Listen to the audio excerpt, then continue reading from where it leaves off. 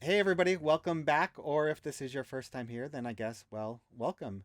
My name is Tom with Outdoor Miles, and we're going to go ahead and do something a little bit different today. We're going to look at some video footage of RV accidents and mishaps. Not so much for the entertainment value, but more so for education. We're going to try and look at these RV accidents and the little mishaps and try to figure out what went wrong so that we can learn from them and make sure that they don't happen to us in the future. All right. Well, if you haven't done so already, go ahead, hit subscribe. And at the end of the video, if you like it or you learn something, go ahead, give it a like. All right, let's get started.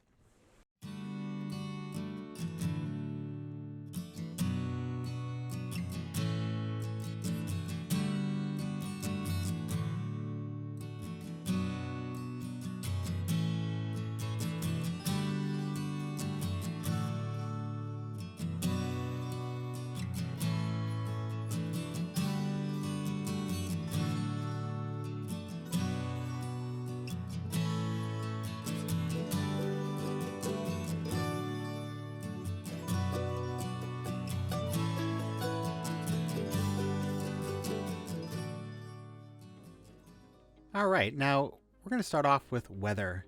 Weather is an important factor that we need to consider when we're choosing to drive or tow an RV, and it can lead to a lot of accidents. Whether it's windy or rainy or even snowy, it's difficult to drive sometimes.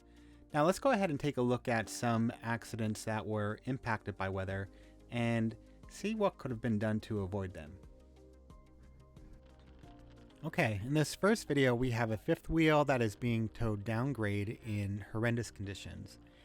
And when you have snow on the ground, there's not much you can do to stop, let alone try to control your RV.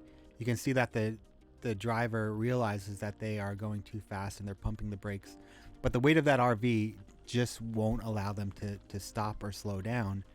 And as they approach the bend up here and they start to try to turn, it's an uncontrolled turn, and the weight of the RV is just pushing on the truck and they are sliding out of control. Luckily, the tractor trailer that was ahead of them saw what was happening and they pulled over, or this could have been a much more serious situation. The occupants of the truck that wrecked were fine, but it definitely shook them up. Okay, here we have another RV that's being towed in terrible conditions, and you can see something happening up ahead. There's a tractor trailer that will just jackknife, blocking the entire road. The driver of this truck that's pulling the RV can't stop, and there's nothing that they can really do, and they collide directly with the tractor trailer. Um, when you're trying to stop in conditions like this, it's almost impossible when you have the weight of an RV. So the best option, and the thing that could have avoided a situation here and in the previous video, is not to be on the road when you have conditions like this. If you are and you find yourself getting caught in a snowstorm or bad conditions, just pull over, wait for the plows to come through, and try to get back on the road when it's safe to drive. Now, one of the scariest things that can happen when towing an RV is trailer sway. And this is where the trailer you're towing begins to move back and forth out of control in an S-like pattern. There are three primary causes that will cause a trailer to sway. The first is an improperly balanced RV.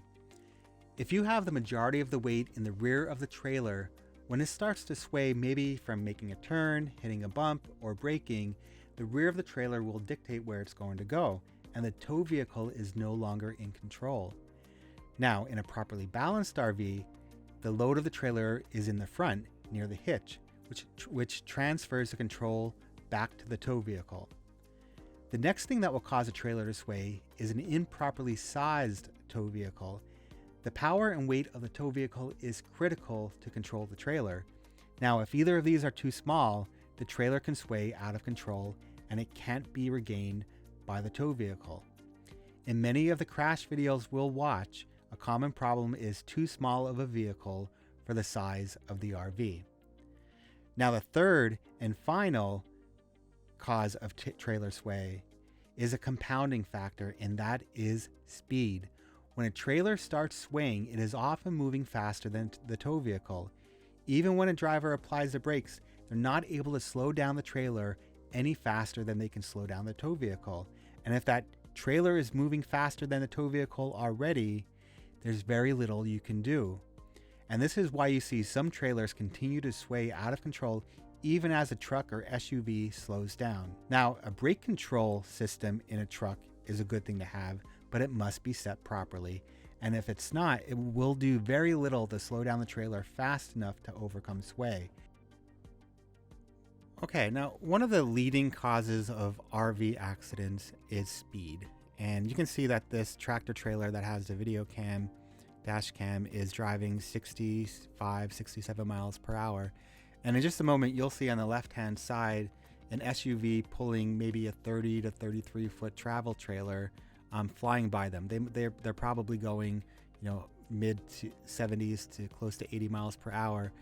And they start to sway and lose control. And at this point, there's not much that they can do. This could have easily been avoided if the person driving that SUV would have just been driving at a safe speed. And here's another example of a vehicle that's way too small, towing a trailer and driving way too fast.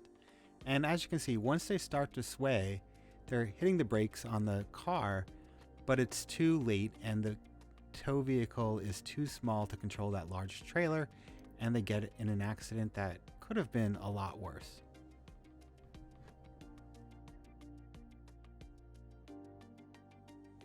Now, here we have a motorhome driving pretty fast and they're towing a truck.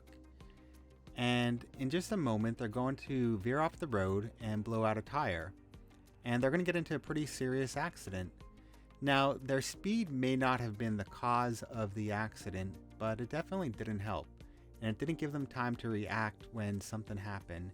And because of that, they were in a pretty bad situation.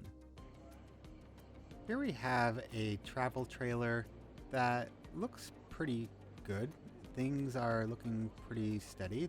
Nobody's driving too fast. But what's happening here that you can't really see in the video is that there are strong winds.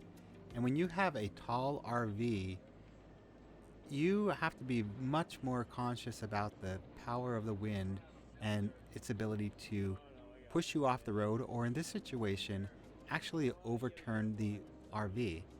And if you watch closely, you can see the RV start to get pushed a bit, and then when a strong gust comes by, it's going to topple it right over.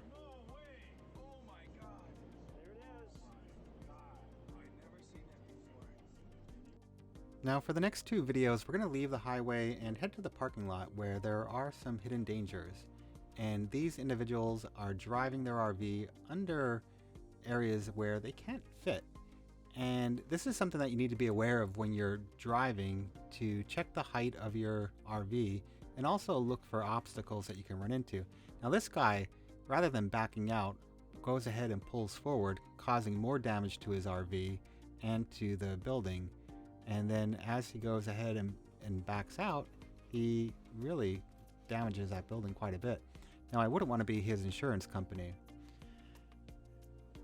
Now the next guy that we are going to look at has a similar situation, but it's a little bit more serious because he knocks down an entire structure on his vehicle.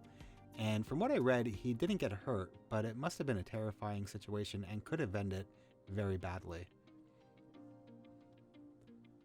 Well, that's all we have for today, and I hope you learned something. If nothing else, just be sure that you drive at a safe speed, use the right tow vehicle, and make sure that you load your RV correctly before you head on your trip. Now, RVing is fun and we shouldn't be scared to do it, but just make sure you take the time that you need to plan for your trips and be safe.